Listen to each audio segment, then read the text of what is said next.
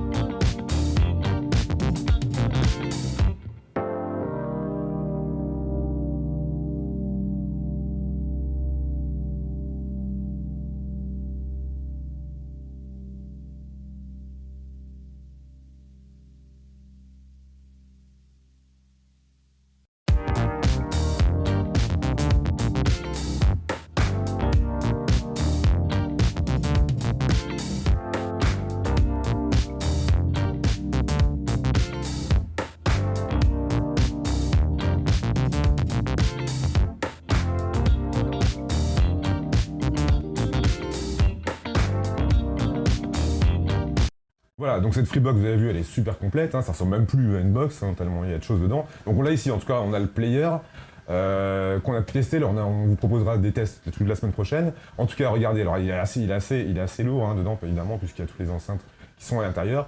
Donc on va vous montrer ça. Donc vous avez 2 télécommandes qui sont livrées avec. Donc une télécommande tactile. Donc on va regarder, on va vous montrer la télécommande tactile. Donc une première télécommande tactile où vous avez on peut se rapprocher, peut-être on va voir, ça scintille pas, là c'est la caméra qui scintille.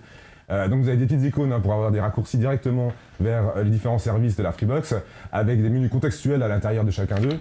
Et autrement vous avez une télécommande classique, voilà. Voilà, donc là c'est une forme de télécommande classique. Donc celle-ci est tactile, elle se recharge automatiquement, donc il y a une batterie dedans, c'est une recharge sans fil certifiée de Qi. Vous avez juste à la poser directement sur la, si on peut montrer plus près, voilà, vous avez juste à la poser, c'est aimanté, donc ça tient tout seul. Vous pouvez recharger également tous les téléphones Android qui sont compatibles, vous pouvez les recharger directement là-dessus. Il y a uniquement les 70 000 ou les 100 000 premiers abonnés qui auront cette télécommande-là, a priori, puisqu'il y a une deuxième télécommande qui est livrée avec, donc celle-là c'est une télécommande mécanique plus simple, même si elle reste Bluetooth. Voilà, donc là on sent les touches, évidemment, il y en a qui préfèrent sentir les touches, puisque sur la télécommande tactile, évidemment, on ne sent pas les touches puisque c'est complètement lisse. Donc là, les 170 000 premiers auront les 2 télécommandes, et ensuite Free décidera s'il choisit de continuer avec telle ou telle télécommande. Alors juste pour vous montrer un petit peu comment elle parle. Bluetooth est ouvert. Voilà, donc chacune des fonctions, la Freebox peut s'exprimer, peut expliquer. Quand vous appuyez sur un bouton, elle explique ce que vous faites, elle confirme quand une télécommande est appairée. Il n'y a pas que Alexa, il n'y a pas que les fonctionnalités habituelles d'un assistant vocal, elle confirme aussi toutes les fonctions que vous activez ou que vous désactivez. Donc voilà, donc c'est juste pour la montrer, la semaine prochaine, on vous proposera tous les tutoriels et toutes les démos sur tout ce que propose cette Freebox Delta. On continue avec Adrien qui va nous parler un petit peu plus technique. Donc, tu vas nous commencer par le player. Qu'est-ce qu'il y a à l'intérieur de ce player-là? Voilà, donc comme tu l'as dit, je vais faire un petit résumé des caractéristiques techniques donc, du player de cette nouvelle Freebox Delta. Alors, comme nous vous le rapportions, nous avons une source américaine qui nous avait indiqué qu'elle comporterait un processeur Qualcomm Snapdragon 835. C'est en effet donc, une variante de ce dernier qui intègre, donc un Snapdragon APQ 8098, ce qui n'a rien à envier en termes de puissance au 835, donc un processeur très puissant.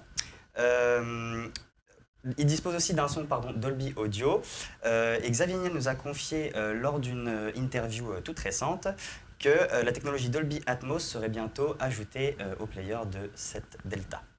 Donc ensuite, il intègre bien sûr le Wi-Fi 802.11 AC MU-MIMO, le Bluetooth 4.1, un lecteur NFC et ainsi que la recharge sans fil certifiée Qi, comme Olivier vous l'a expliqué pour la télécommande. Et donc ça permettra aussi donc bien sûr de recharger tous les smartphones Android compatibles avec cette recharge sans fil. Ensuite, donc, le player de la Delta, il embarque également une surface tactile sur le dessus pour gérer le son.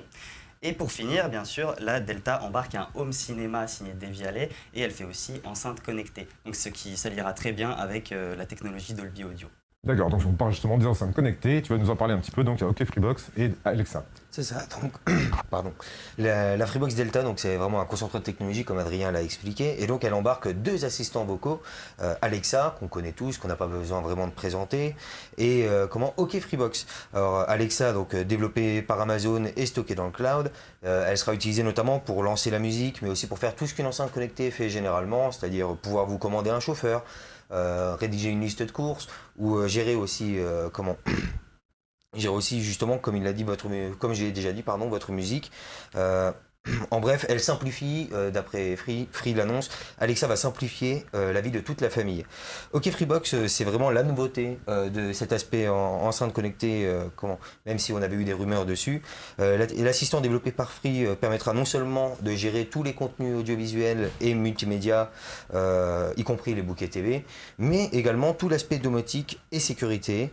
Alors, bien sûr, pour ceux qui ne souhaitent pas utiliser ces assistants, il y a un... je ne sais pas si on peut le montrer peut-être, il y a un interrupteur directement sur la box. Ouais, tu veux un gros plan, Anthony? On peut avoir un petit plan... Voilà, bon, on le verra. Bon, tant pis. Il est juste ici. Là, on peut déconnecter si on veut être tranquille. C'est ça, voilà, vous pouvez le débrancher, il est juste ici. Alors là, forcément, avec l'ombre, on le voit pas très bien. C'est un bouton mécanique. Hein. C'est ça. Mais il y a un bouton pour éteindre, pour désactiver. D'accord, merci. On continue avec une partie de cette nouvelle Freebox dont on n'a pas trop parlé, c'est le serveur. Et tu vas nous parler, Adrien, des caractéristiques techniques de ce serveur. Voilà, Delta. donc, exactement. Donc la grande nouveauté, c'est bien sûr que ce serveur de la Freebox Delta propose de la fibre 10 gigabits, mais pas que, puisque notre grosse nouveauté est aussi l'agrégateur XDSL 4G, qui permet donc à ceux qui ne sont pas éligibles à la fibre de disposer de débits boostés. Donc le serveur embarque du Wi-Fi 802.11 AC, 4400 tri-bandes, cette fois-ci MUMIMO toujours, et il intègre également donc, le serveur NAS dont un TO est inclus de base et extensible, toujours extensible. Extensible jusqu'à combien? Jusqu'à Tu l'as dit tout 20 à l'heure. Jusqu'à 20 Tera. Jusqu'à 20 20 Tera, pardon. Du coup, le serveur aussi dispose d'une connectivité Sigfox et d'une batterie secondaire qui lui permet donc en cas de coupure de courant d'être autonome et donc de toujours fonctionner. Niveau connectique donc, de ce serveur, bien sûr il dispose d'un port Ethernet SFP+, compatible 10 gigabits bien sûr pour les nouvelles fibres, ainsi que 4 ports classiques gigabit Ethernet, 2 ports USB type C 3.0, un port USB 3.0, un port téléphonique RJ11, une base DECT et un lecteur NFC pour finir. D'accord, donc on va terminer juste sur une des fonctions principales également qui permet d'avoir plus de débit, c'est justement l'agrégation de débit que permet cette nouvelle Freebox et c'est Max qui va nous en parler. Exactement. Donc, dans un entretien que nous a accordé Xavier Niel, donc en marge de la présentation des nouvelles box, le patron Free donc, nous a révélé que la technologie d'agrégation XDSL 4G intégrée dans la Freebox Delta va permettre d'exploser les débits pour ceux qui disposent d'une bonne ligne VDSL et d'une bonne couverture 4G, mais pas seulement, puisque cette technologie va aussi permettre aux futurs abonnés qui ont un débit donc très faible de quelques mégabits de bénéficier de débits donc largement supérieurs de 100 à 150 mégabits seconde. Donc la 4G aussi prendra le relais en cas de coupure ADSL. D'accord. D'accord, donc si vous habitez dans une zone où vous avez une ligne très longue, une ligne ADSL très longue, vous avez que 3-4 mégas, l'objectif c'est de pouvoir amener ce débit jusqu'à 100 mégas, donc c'est immédiat, vous n'avez pas besoin de vendre de la fibre, vous pouvez très bien habiter à la campagne et avoir 100 mégas grâce à cette technologie qui agrège et les débits fixes et les débits mobiles, donc les différentes fréquences de chez Free.